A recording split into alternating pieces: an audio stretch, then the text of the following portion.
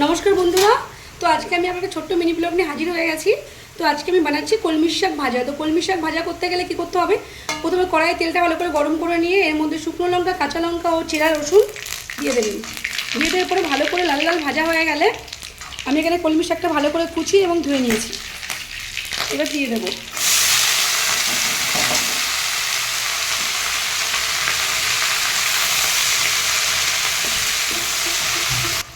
তো আমি এর মধ্যে দিয়ে দিয়েছি একটু লবণ, একা হাতে ক্যামেরা করছি বলে দেখাতে পারিনি। লবণ আর হলুদ একটু দিয়েছি, দিয়ে এবার খুব ভালো করে নাড়াচাড়া করে আমি এটাকে ভেজে নেব। খুব কচি কচি কলমি শাক, দেখুন বন্ধুদের মতো ভালো লাগছে দেখতে। তো বন্ধুরা আমার কলমি শাক ভাজাটা হয়ে গেছে, দেখো, দেখেছো কত সুন্দরভাবে শাকটা ভাজা হয়ে গেছে। আর কলমি শাক বেশি শুকনো পারে না, ছোবড়া ছোবড়া হয়ে যায়, ভালো লাগে না। আর এইখানে দেখো মা ভাত বাচ্চা, এখন ভাত খাবে, দেখো আমার মা।